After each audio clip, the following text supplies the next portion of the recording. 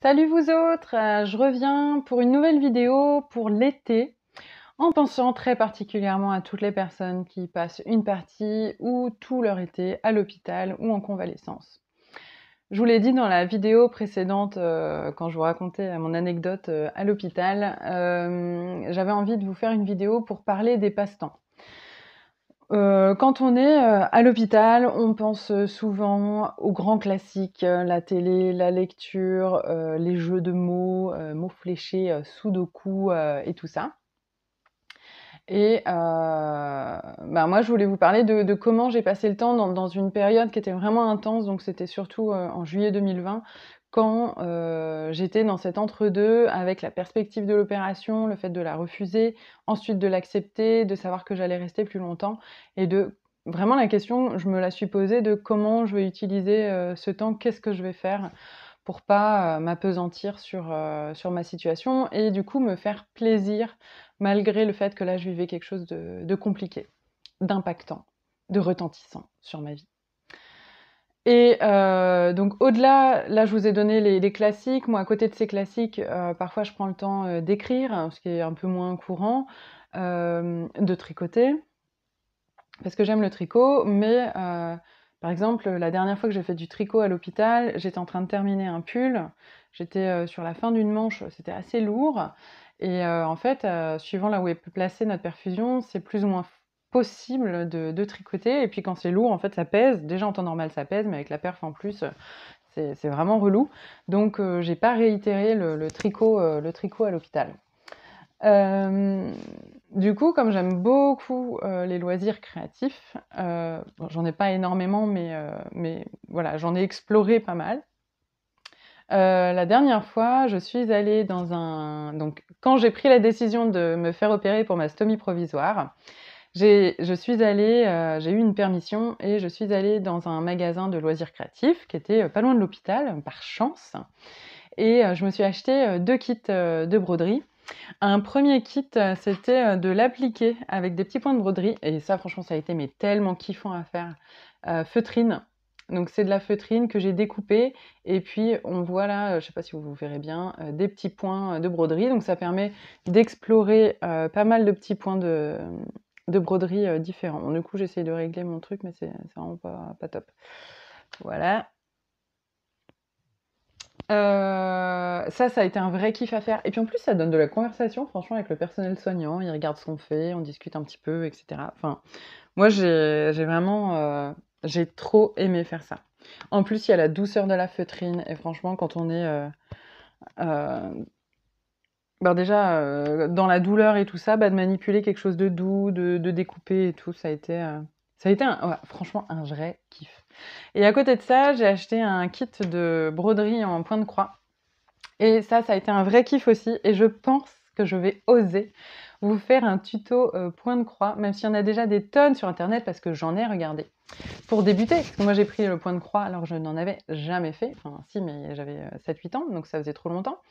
Et donc j'ai cherché sur Internet des tutos pour débuter. Et en fait, il a fallu que j'en regarde plusieurs heures avant d'avoir rassemblé toutes les infos pour bien commencer. Donc je pense que je vais faire un tuto broderie pour ceux qui voudraient débuter en étant à l'hôpital, comme moi.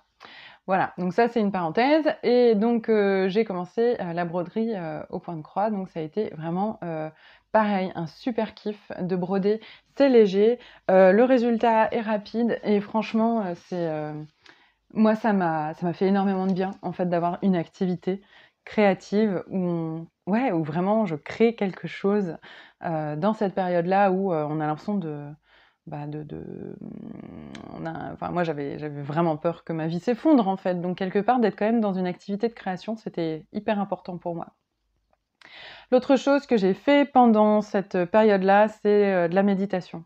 Un petit peu, j'arrivais pas à en faire beaucoup, j'étais traversée par énormément d'états, d'émotions, de questions, d'angoisses, etc. Donc entre les séances de psy, les moments où je pleurais, le gaz dans lequel j'étais, parce on m'a quand même blindé de traitement avant que je prenne la décision me faire opérer, donc j'étais quand même bien dans le gaz. Donc il y a eu des moments où j'ai médité quand même. Donc pour celles et ceux qui n'ont jamais médité ou qui ne savent pas ce que c'est ou qui ont une appréhension en se disant on se fait chier quand on médite, en fait la méditation, effectivement on peut se faire chier en méditant, mais c'est bon.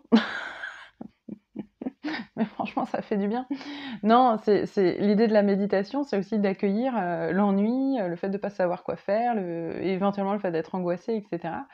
Mais par un moyen détourné, c'est-à-dire qu'à un moment donné, on s'installe, enfin, si je vous parle de moi, c'est je m'installe dans une position la plus confortable possible et je me concentre sur ma respiration. J'essaye d'écouter, de sentir ma respiration. Soit je l'observe telle qu'elle est, sans essayer de l'influencer, soit je vais vers une cohérence cardiaque, où je compte 4 temps d'inspire, 4 temps d'expire. Parfois je fais des rétentions entre l'expire et l'inspire ou l'inverse, enfin entre chaque cycle. Donc voilà, je prenais des temps comme ça de temps en temps. C'était pas forcément très long, mais même 30 secondes, 1 minute, franchement ça m'a fait du bien de me dire que je gardais quelque part une activité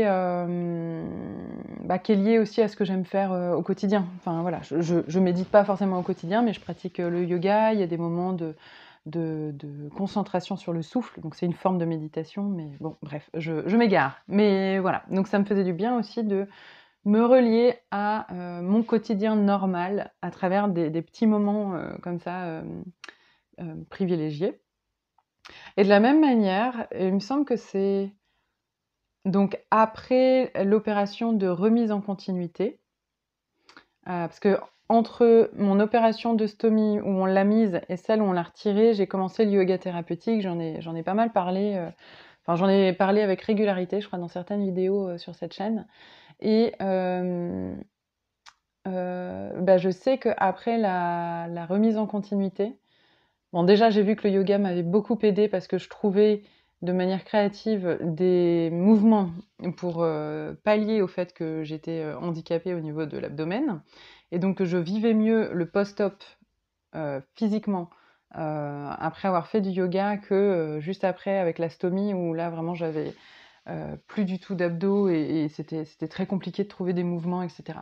Et donc, il me semble que j'ai fait un petit peu de yoga aussi en post-op à l'hôpital.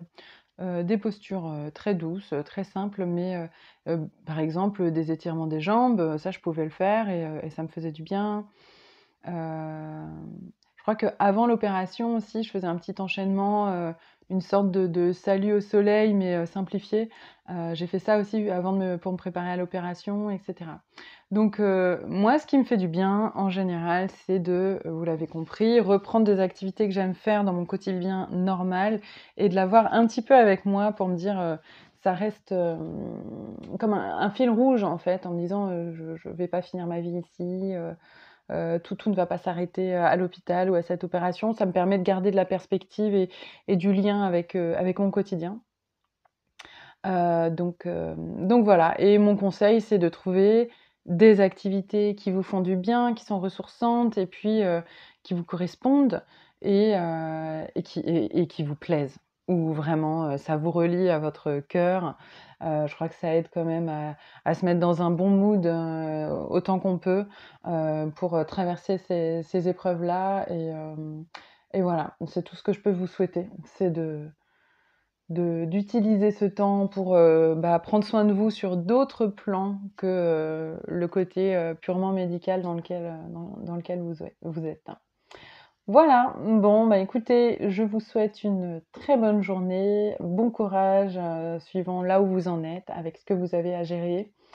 Et je reviens vers vous. Alors, ça parlera pas à tout le monde, mais je pense que je vais faire ce petit tuto broderie, même si c'est un sacré challenge que je me pose. Voilà, pour partager tous mes petits conseils sur ce sujet-là. Je vous souhaite une bonne journée, je vous dis à bientôt. Salut, salut!